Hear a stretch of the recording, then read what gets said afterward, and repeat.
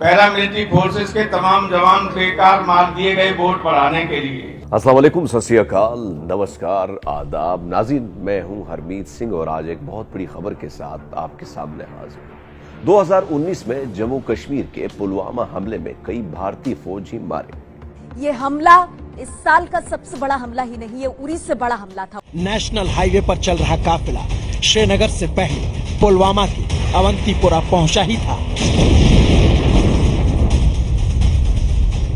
सामने से एक गाड़ी आती है जिसमें विस्फोटक भरा था। वो गाड़ी सीआरपीएफ के जवानों से भरी बस को टक्कर मारती है और हिंदुस्तान ने इस हमले का न सिर्फ इल्जाम पाकिस्तान पर लगाया। सीआरपीएफ के बहादुर जवानों पर जो आतंकवादी हमला हुआ है वो पाकिस्तान स्थित और उनके द्वारा संरक्षित आतंकवादी संगठन जैश ए मोहम्मद ने किया है। ये उड़ी से बड़ा हमला है।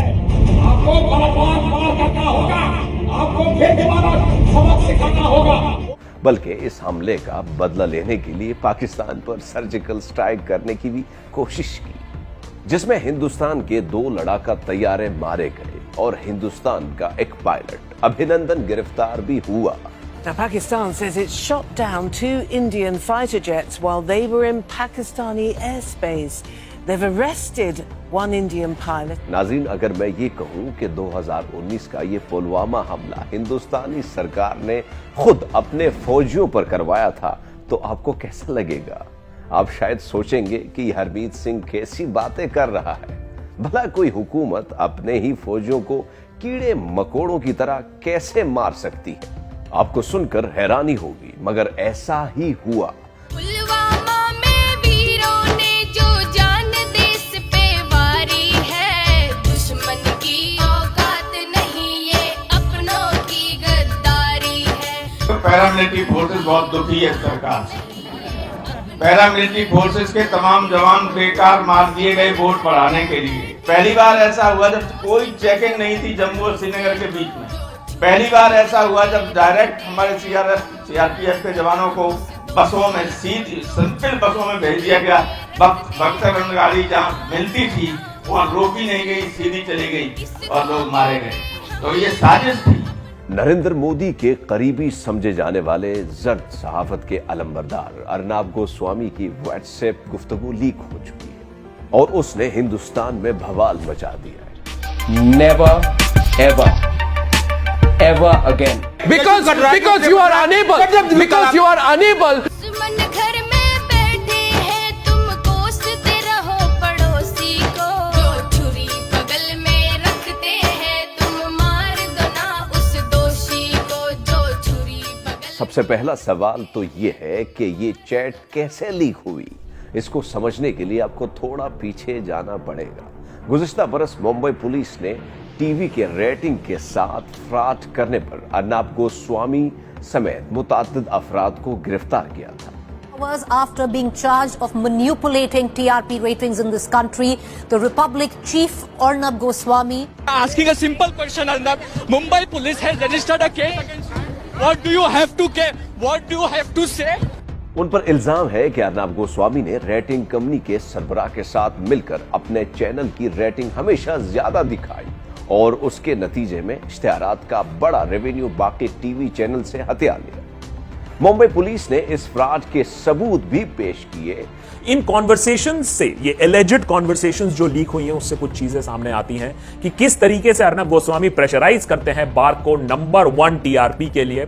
याद रहे कि 2 माह कबल अर्नब गोस्वामी के चैनल रिपब्लिक टीवी को बरतानिया की अदालत ने भी पाकिस्तान के खिलाफ झूठी खबरें फैलाने के जुर्म में 20,000 पाउंड जुर्माना किया था। अर्नब गोस्वामी की, उनके चैनल की, जिसके ऊपर यूके की जो एक टेलीकॉम रेगुलेटरी बॉडी है ऑफकॉम, उसने 20,000 पाउंड का जुर्माना लगाया है।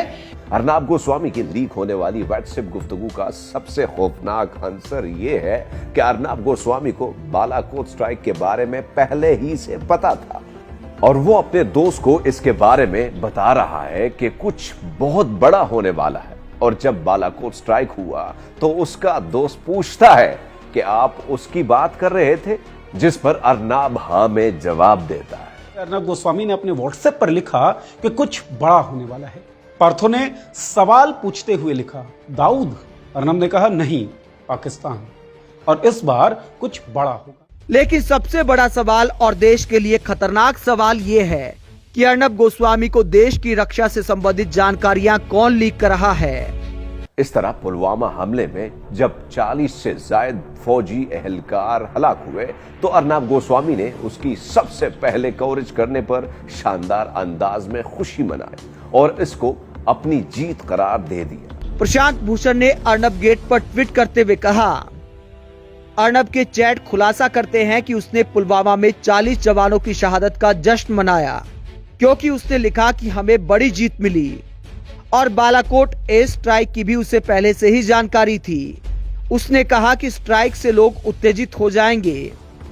नाज़रीन, एक यूरोपीय यूनियन की डिसइन्फोलेब के इंकशाफात जिनके मुताबिक ये सारा पोल खुल चुका है कि हिंदुस्तान कैसे दुनिया भर में जाली वेबसाइट के जरिए पाकिस्तान के खिलाफ प्रोपेगेंडा करता है। Talk about the latest revelation made by European Union Disinformation Lab regarding the disinformation campaign that persisted for as long as 15 years and the Indian connection behind it.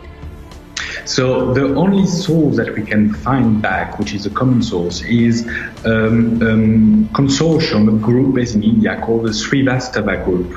Pulwama हमले का केस और अर्नब गोस्वामी की लीक होने वाली WhatsApp गुफ्तगू न सिर्फ हिंदुस्तानी RSS साम्राज्य के खिलाफ एक बहुत बड़ा केस है, बल्कि इस लीक ने हिंदुस्तान की जनूनी हुकूमत के बारे में वज़ीर-ए-आज़म पाकिस्तान इमरान खान की हर बात को हर्फ बहर्फ सच साबित कर दिया है।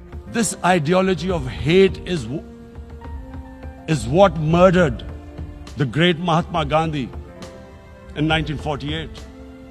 It was this ideology of hate that made Narendra Modi in 2002 do a pogrom against Muslims in Gujarat when he was the chief minister. He allowed 3 days for these RSS goons who were inspired by the Hitler brown shirts. They actually wear brown shirts. अब जरूरत इस अमर की है कि एक तरफ हुकूमत पाकिस्तान को ये केस अब आलमी अदालत में उठाना चाहिए और दूसरी पाकिस्तान फॉरेन ऑफिस और दुनिया भर में फैले हुए पाकिस्तानी सिफारतखानों को चाहिए कि अब आलमी सतह पर हिंदू इंतहा पसंदों के इस खेल को बेनकाब किया जाए, क्योंकि हिंदुस्तान इस वक्त रोक स्टेज बन चुका है और आरएसएस नामी एक माफिया के कब्जे में है। अगर हिंदुस्तान को इस माफिया से आजाद ना करवाया गया तो ये खित्ता न्यूक्लियर जंग में जलकर भस्म हो जाएगा।